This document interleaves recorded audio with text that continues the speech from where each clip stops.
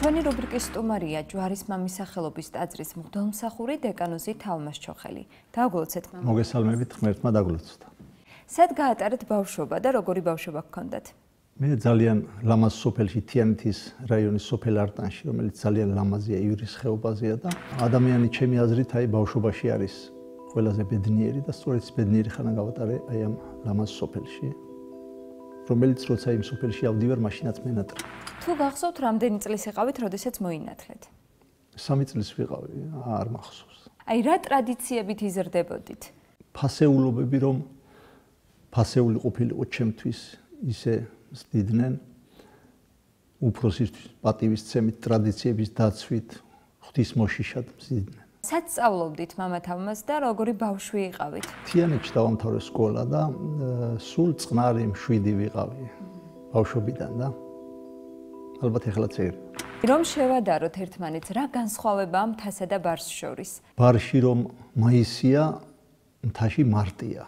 კაცრი არის და თითქოს ჯის ადამიანებს აი ამ სიცივით, დიდგვაროზი ბუნებით და თან ამავდროულად სიამოვნებას ანიჭებს. გამოუთქმელია, აი ალბათ ვერავინ ვერ აღწერს ისე, კი ცდილობენ ადამიანები, მეც მოკრძალებულად ვცდილობ ჩემს ლექსებში გადმოვაცემ მთის სიყვარული, მაგრამ იმას ვერ აღბეჭდავს ვერც ფოტოფილი და ვერც პოეტი და ვერც მწერალი, ზუსტად ისეც როგორიც არის მთა.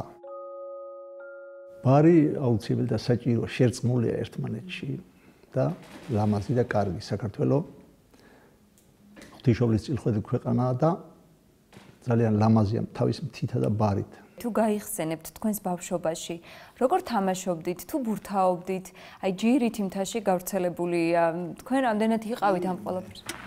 ცხენები მიყვარდა და მეზობლის ცხენები რომ იყვნენ საძოვარზე, სულ ამომყავდა ხოლმე და ეხლაც მენატრება ის დრო და ცხენები.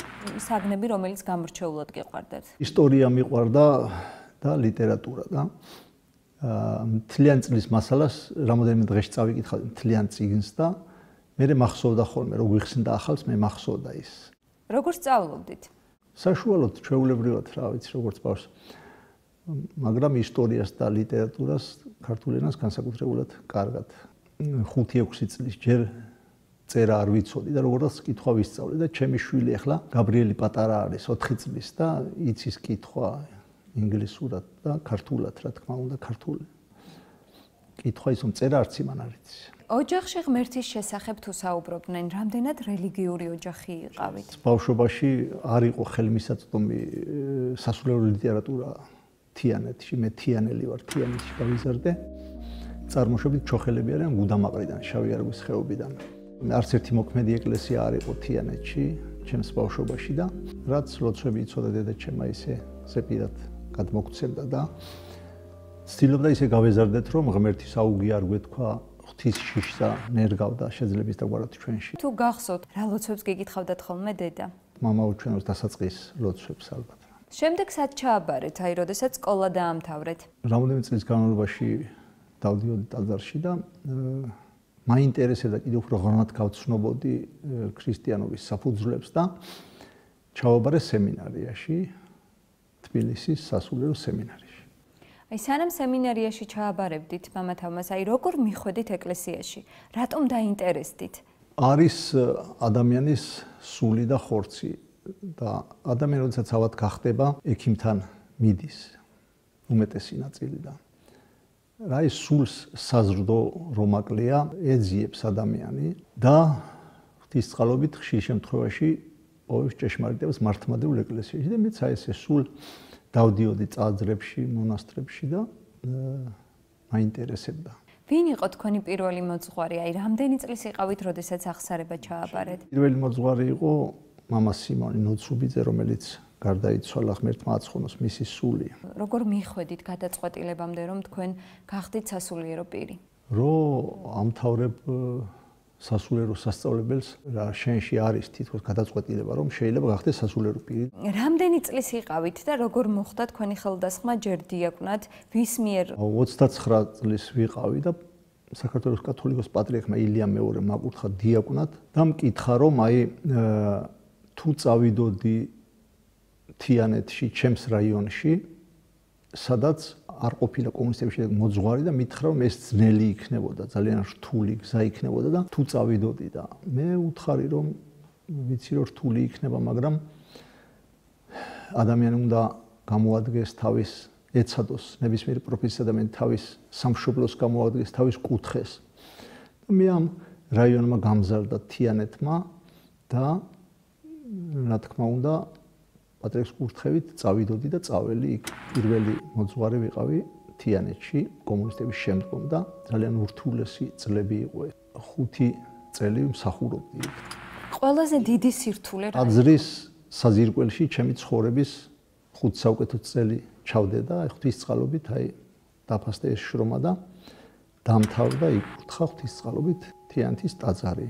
შემდეგ დავინიშნე თბილისის ჯვარის მამაში, სადაც დღემდე მსახურობ. ყველაზე დიდი სირთულე, რასაც ვთქვათ, არ ელოდით და შეგხვდათ იქ. რა იყო? დღეს რა გახსენდებათ? ჩვენ მთის ადამიანები რთული ხალხია რელიგიასთან მიმართებაში. ეკლესიის ისტორია გვასწავლის, რომ მოვიდა წმინდა ნინო და დადგა ედემს დაბა ჟალეთს და ნათელს იღეს ერწო თიანელებმაც. მხოლოდ წინამდებობასაც ჰქონდა ადგილი და ღვთისწყალობით ესე გაქრისტიანდა წმინდა ნინოს მიერ ჟალეთი და მიმდებარე ტერიტორია. როგორ მოხდა თქვენი სახელდება? დიახ, მე თამაზი მერქვა და ფარველი ანგელოზი არის თავმასი, ისი უწმინდესობა ძალიან ნაკითხი ადამიანი მოიხსენებათ და იცოდა ეს და ეს სახელი დამარხვა. მოძღვრის ჯვრის შესახებ რომ გვითხრათ, რა ჯვარია ეს და არ არის რთული? მე ვცდილობ რომ კარგად მოვიქცე. მე ქუჩაში ბოთლით წყალსაც არ ავსვამ, რა არავის გაუკვირდეს რაღაცა. უხერხულად არ მიიღოს. ძალიან ვფრთხილობ რომ მოზომილი და ფრთხილი ურთიერთობა მქონდეს ადამიანებთან, რომ ეკლესიაზე არავინ გავანაწყენო, არა პირადად ჩემ პიროვნებაზე, არამედ ეკლესიაზე. ჯერ უნდა იყოს კარგი კაცი უნდა იყოს, სამშობლო უნდა უყვარდეს და ტრადიციები უნდა უყვარდეს და შემდგომ ის კარგი ექიმი იქნება, კარგი მოძღვარი იქნება, კარგი პროფესიონალი თავის საქმის, კარგი მასწავლებელი. თქვენი ოჯახის შესახებ რომ გვიამბოთ, რამდენი წლის იყავით, როდესაც იქორწინეთ და ვინ არის თქვენი მეუღლე? 27 წლის დაოჯახდი, ჩემი მეუღლე არის ერწოდან. ჩვენ 4 შვილი შეგვეძინა, 3-ს ჩვენ ვზდით და 1 უფალთან არის. ყველა შვილს მიუძღვენი იავნანა, სათითაოდ. უფროსი ქალიშვილი გათხოვდა მარიამი და უმცროსი ვაჟა ალბათ ყავს ხედველების პრობლემა აქვს და ღმერთმა კიდევ მოგმადლა ასაკში შვილი გაბრიელი, რომელიც 4 წლისაა ახლა.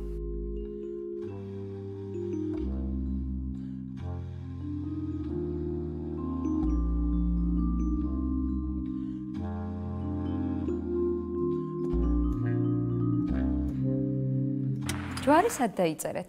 ჯვარი დავიწერეთ სიონის ტაძარში. დღეს როგორ ცხოვრობთ მამათამას?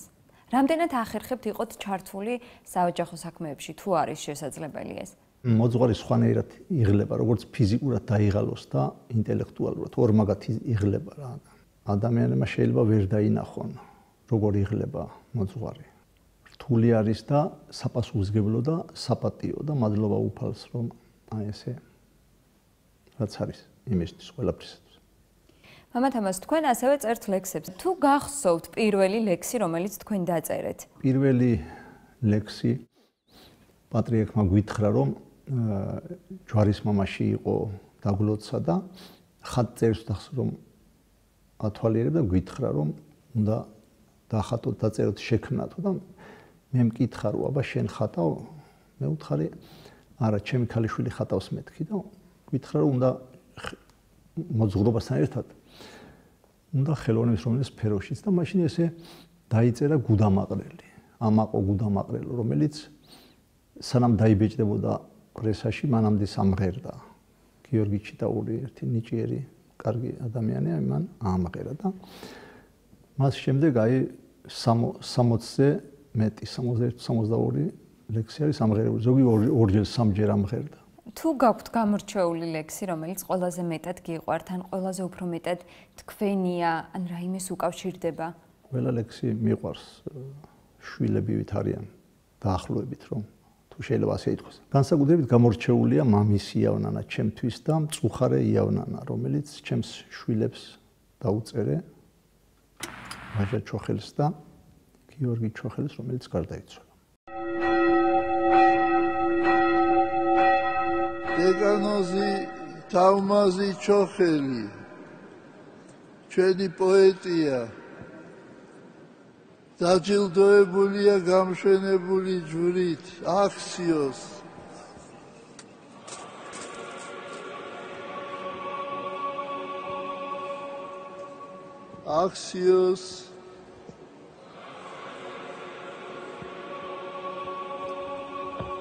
მინდა ვისაუბროთ შემთხვევით მადლობა მოუხადო დათუ არჩვადეს ნიჭიერ ადამიანს საქართველოს და ჩემს მეგობარს რომელმაც აი ამ 60 ლექსიდან 30-ზე მეტი სიმღერა აამღერა. ახლა დაემატა და მზადდება გამოსაცემად ნახატები იხატება აი ამ იავნების ბროშურისთვის. თინიკო ჟღენტი არის ძალიან ნიჭიერი და კარგი ადამიანი, რომელსაც მოსწონს ჩემი შემოქმედება და გაუჩნდა სურვილი რომ დახატოს აი ეს და დაასურათოს ჩემი იავნანები, რომლებიც კეთილი ადამიანების თანადგომით იხილავენ მზის სინათლეს ალბათ ერთ თვეში ან ორ თვეში. მამა თომას, სანამ ბლიც შეკითხვებზე გადავალთ, ხომ არა გაქვთ სურვილი რომელიმე იავნანა წაგვიკითხოთ? კი ბატონო. მამის იავნანას წაგიკითხოთ. აგერ უკვე რა ხანია მთებში ღამეს ძინავს იავნანა მამის დარდო დაიძინე ტკბილად უფალს ებარებოდეო გაგითენოს დილა სათუთო და მშვენიერო ჩემო პაწაწინავ მთვარეს ხრუბლის სარეცელზე რა ხანიას ძინავს ნანას გეტყვი გენაცვალე ჩემო თვალის ჩინავ ვარსკვლავები ციმციმებენ შენს საყვარელ ფერებს გაიზარდე სამშობლოსთვის მამა ასახელე ლამაზო და სანატრელო ჩემო გულის დარდო შენს ზღაპრების საუფლოში მზეც კი დანავარდობს იავნანა მამის დარდო გარეთ ღამეს ძინავს ჯერ მამალს არ უყივლია დაიძინე ტკბილა.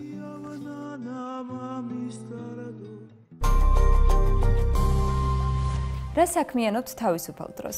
თავისუფალ დროს ვკითხულობ შვილებს გულში ჩავიკრავ და მეფერები ძალიან მიყვარს ჩემი შვილები და როგორც თვითოულ ადამიანს მშობელს მეც მგონია რომ ყველაზე მეტად მე მიყვარს ჩემი შვილები. ჰობი თუ გაქვთ?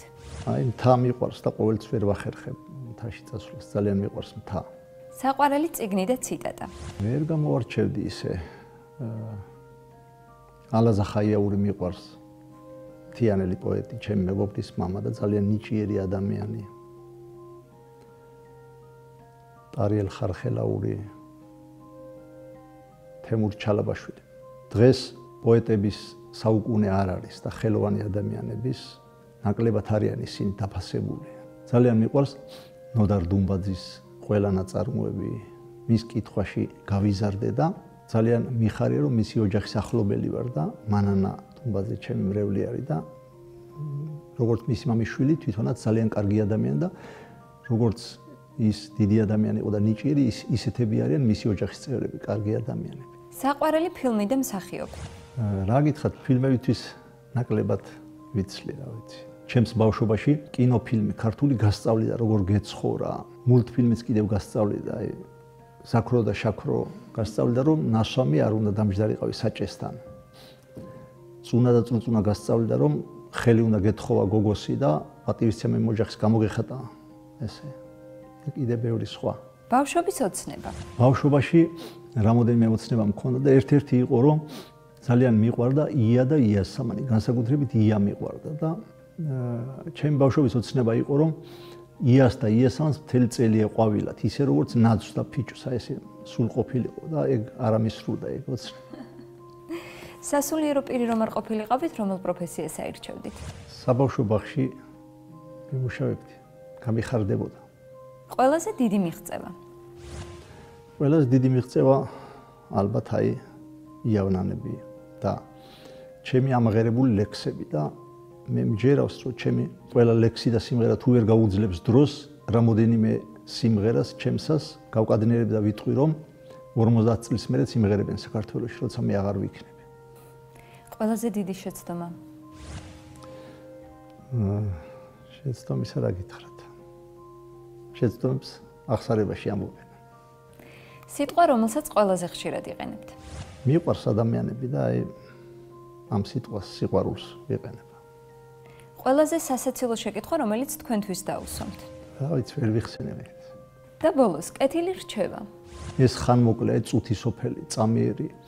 მოგვეცა ეს წუთი სოფელი უფლისგან სულისთვის მოსამზადებელ ვადად და ჩვენ კინკლაობაში, შურში, გაუტანლობაში, განკითხვაში ვატარებთ ამ მცირე სიცოცხლეს, მცირე დროისას და ხშირად გავუღიმოთ ერთმანეთს და უთხრათ, რომ აი მე შენ მიყვარხარ და ვეცადოთ, რომ არავინ არ გვეჯავრებოდეს და უფრო მეტყას ვიცოცხლეს და ყველაფერი კარგად იქნება. დიდი მადლობა. მადლობთ, რომ იყავით გულწრფელი. მადლობა.